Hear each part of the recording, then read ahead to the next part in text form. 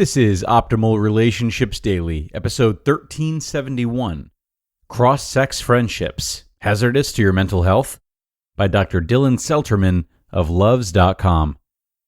Hello, everybody, and welcome back to ORD. I'm Greg Audino, your host and narrator, here with you every single day of the week, and happy to do it. This time, I've got a really cool article for you from Luvze.com, an article filled to the brim with research about friendships and what implications they might have on your mental health depending on who you're friends with, specifically through the lens of what gender your friends are. We're going to start the reading now, so sit back and relax as we optimize your life.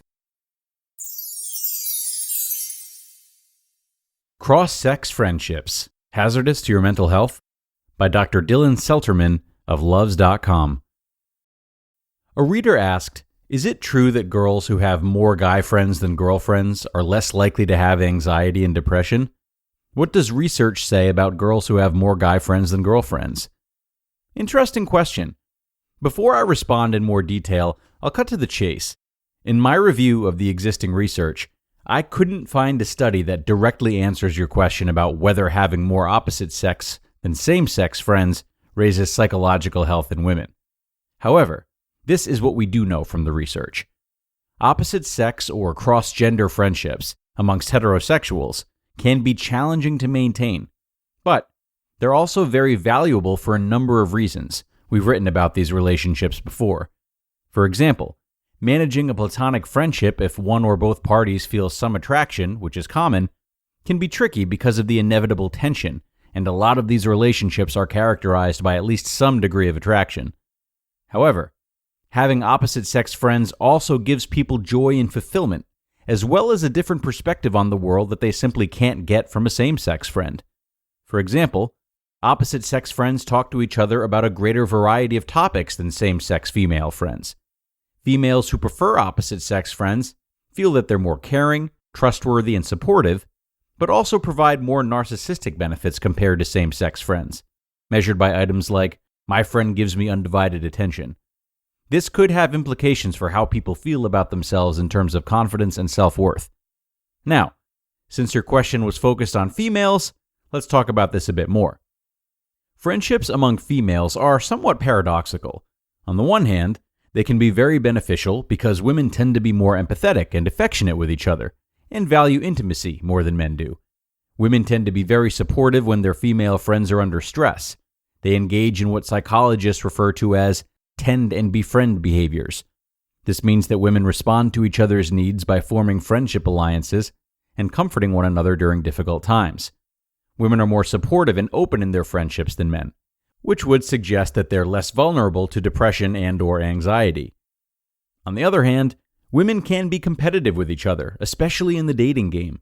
One study found that among female friend pairs, when one friend was less attractive than the other, the less attractive friend reported feeling greater rivalry in the friendship. Women also expect a lot more from each other than men do. Women have higher standards for their friends, and thus, there's a greater chance of experiencing conflict. Women also gossip with each other more than men do. What's more, females tend to tell each other about their negative emotions more than males. This process of sharing and stewing in negative emotions with friends is referred to as co-rumination, and it's not very healthy. Some psychologists believe this is one reason why females are more prone to emotional distress and disorders, like major depression, compared to males. Not only are they experiencing negative emotion, but they're sharing it with each other, which amplifies the distress. This may appear somewhat contradictory to the research showing that women are more supportive and comforting than men. In fact, both are true. Women tend to discuss and ruminate over negative emotions together more than men, while at the same time showing higher levels of support and affection. In this case, musing or ruminating over negative emotions is a dysfunctional coping strategy.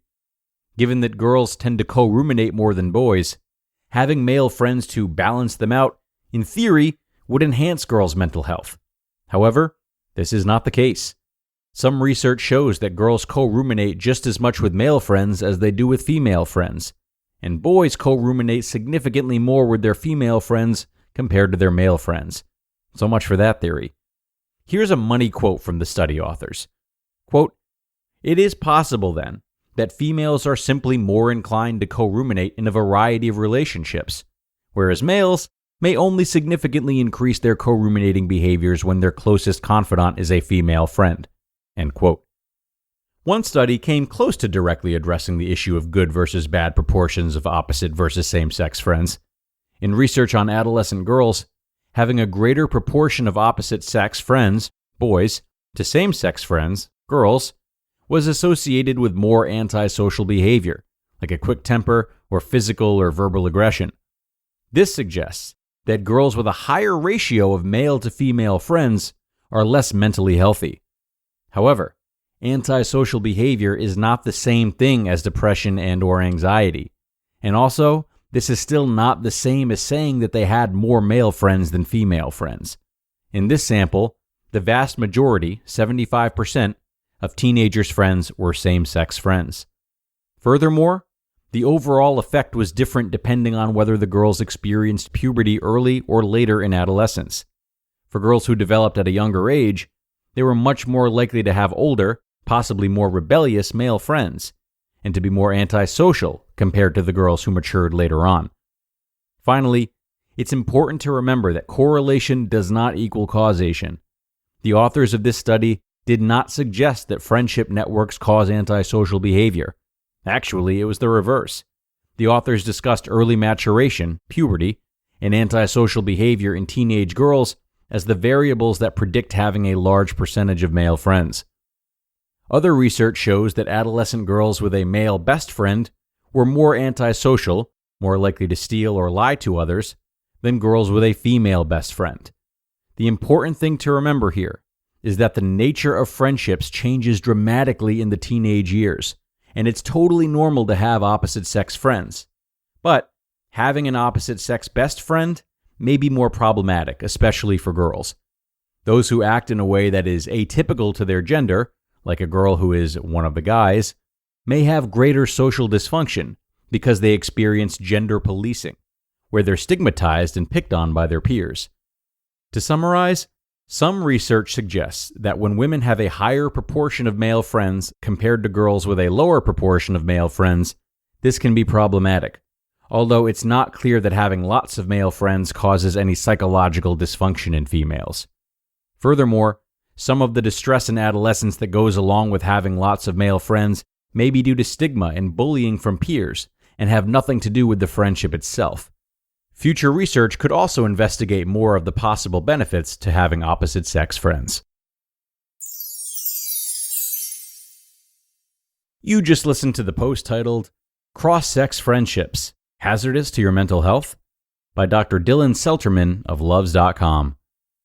And a really interesting read from Dr. Selterman today. Thanks to him and the team of researchers for all that information, in spite of it maybe not having the conclusivity that I feel some had hoped for, or conclusiveness, I think is the word. One thing that really struck me in this article was the note about excessive ruminating being an unhealthy coping strategy. Whether it's in a romantic relationship or a friendship, of course it's encouraged, perhaps by no one more than me, to identify and name difficult feelings so that they can be expressed and processed with the support of someone who cares. But if you do find that over an extended period of time of doing this, that your distress has managed to increase, consider what a healthy middle ground may look like. Maybe you only turn to 1 or 2 confidants instead of 3 or 4.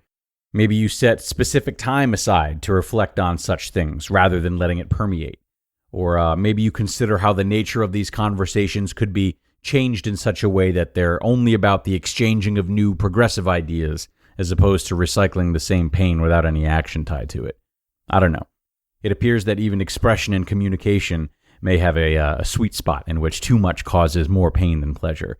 And if you're serious about your relationships, either with yourself or with others, it's worth being mindful of. Definitely something I could stand to work on myself. So, thanks again to Dr. Selterman for all that info and all that research.